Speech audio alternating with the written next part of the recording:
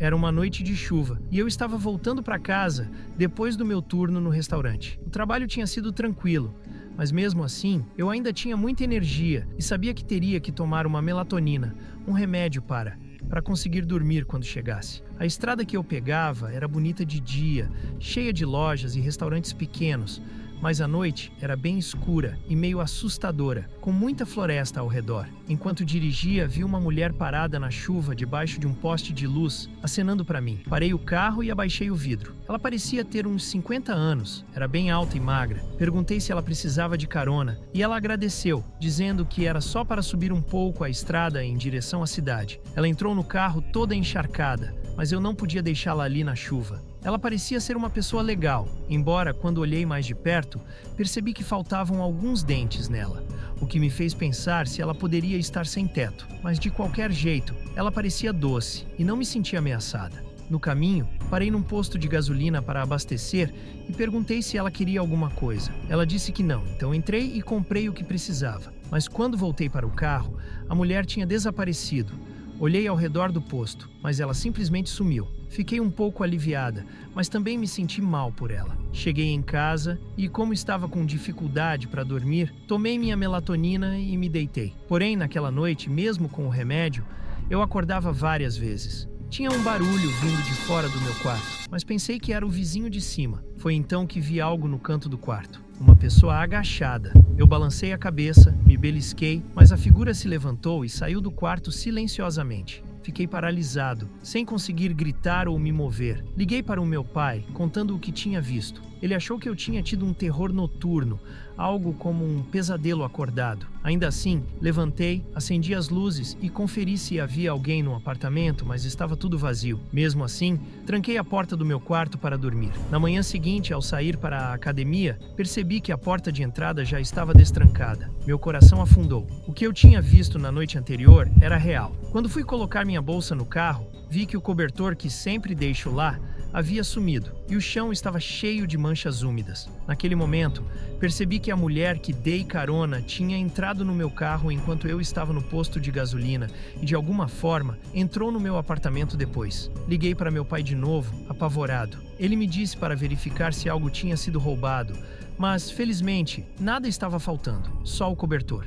Depois disso, fiquei com tanto medo que decidi me mudar. Não consegui continuar morando lá por muito tempo, e no final do mês, encontrei um novo lugar para viver. Isso aconteceu há alguns meses, e até hoje fico arrepiado só de lembrar. História 2. Bebida uma vez, quando eu ainda estava na faculdade, algo assustador aconteceu. Eu estudava em uma universidade conhecida por ter muitas festas, lá no interior de São Paulo. Eu não fazia parte de um grupo ou algo assim, mas adorava ir nas festas delas. Nessa época, eu e minhas amigas Deana e Paula estávamos sempre saindo. A gente morava juntas, dividindo uma casa perto do campus. Não éramos parte de nenhum grupo específico, só amigas que alugavam a casa. Numa noite, a gente resolveu ir a uma festa da Kappa Sigma, que ficava a uns 20 minutos do campus. Antes de ir, já estávamos nos divertindo em casa e depois chamamos um Uber para a festa. Chegando lá, continuamos bebendo, o que não foi uma boa ideia. Logo, eu comecei a me sentir muito mal, tão mal que quase não lembro da festa. Sei que lá tinha um DJ tocando na sala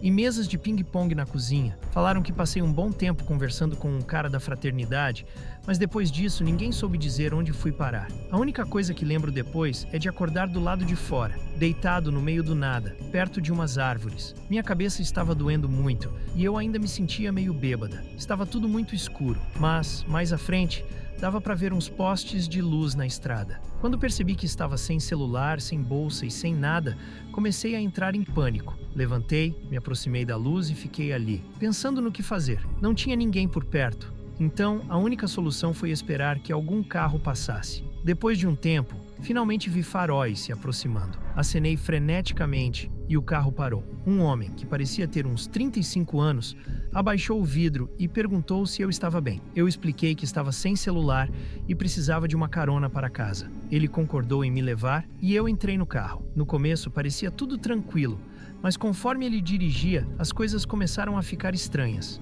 Ele falava num tom muito suave, quase um sussurro, e demorava para responder às minhas perguntas. Quando perguntei se estávamos perto, ele disse que sim, mas continuávamos na mesma estrada deserta, cheia de árvores, e eu sabia que a minha casa não ficava tão longe assim.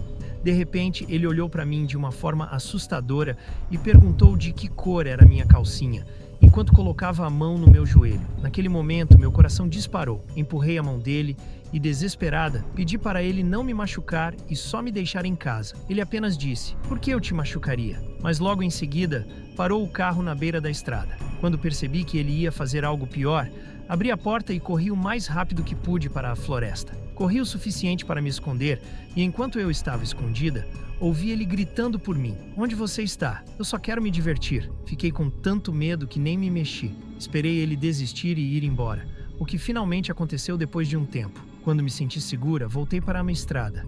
Esperei mais um pouco até que outro carro passasse. Desta vez, era um senhor mais velho e eu me senti mais tranquila. Ele me deu uma carona para casa e quando cheguei, já eram 4 da manhã. Minhas amigas estavam preocupadas e quase tinham chamado a polícia. Elas tinham ficado com meu celular e minha bolsa, mas ninguém sabia o que tinha acontecido comigo depois da festa. Depois dessa noite, prometi a mim mesma que nunca mais me colocaria numa situação tão perigosa. Diminuí muito a bebida e passei a ser bem mais cuidadosa. História 3. O caminhão. Alguns meses atrás, aconteceu uma coisa que eu nem sei por que concordei, mas decidi ir com meu amigo Pedro a uma festa. Estávamos no primeiro ano do ensino médio e eu nem tinha sido convidado, mas ele conseguiu arrumar um jeito de me levar. Já que eu não podia dirigir, decidi ir com ele mesmo assim. Quando chegamos, já era bem tarde e Pedro me disse para deixar meu celular no carro, pois, segundo ele, eu poderia perder o telefone ou alguém poderia tentar pegá-lo. Achei estranho, mas confiei e deixei lá. Fomos para o quintal, onde a festa estava rolando, e tinha gente fazendo de tudo, bebendo, fumando e até usando drogas. No começo estava tranquilo, mas depois de algumas horas, percebi que tinha bebido demais. Minha visão estava toda embaçada. Olhei no meu relógio e vi que já passava da meia-noite. Eu sabia que era hora de ir embora. Fui procurar Pedro, mas ele simplesmente tinha sumido. Perguntei para algumas pessoas, mas ninguém sabia onde ele estava. Eu queria ligar para ele, mas lembrei que meu celular estava no carro dele.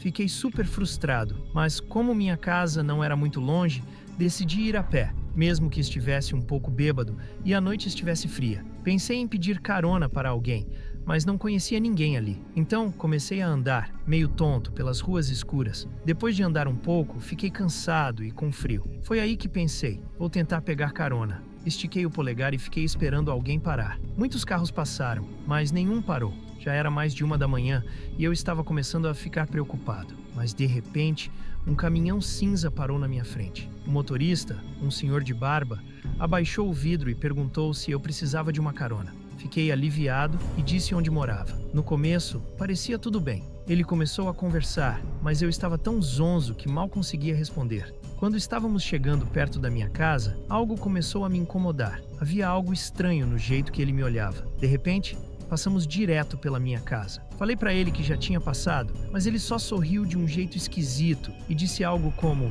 "Você não deveria estar bêbado enquanto pega carona. Você seria um alvo fácil." Nesse momento, eu congelei de medo. Ele começou a mexer na minha perna e eu sabia que aquilo não era bom. Mas, antes que ele fizesse qualquer coisa pior, ouvimos uma sirene bem alta. A polícia, luzes vermelhas e azuis, iluminaram a noite, e o homem entrou em pânico. Ele parou o caminhão e eu consegui pular para fora. Corri para o policial e contei tudo o que aconteceu. O policial me disse que estava procurando por alguém em um caminhão cinza, que tinha roubado algo de uma loja. Não sei se era o mesmo homem, mas fiquei aliviado que ele apareceu quando apareceu. O policial me deu uma carona até em casa, e foi aí que aprendi minha lição: nunca mais beber a ponto de não poder pensar direito. Agora sei o quanto é importante ser responsável e ficar atento ao meu redor, mesmo quando estou tentando me divertir.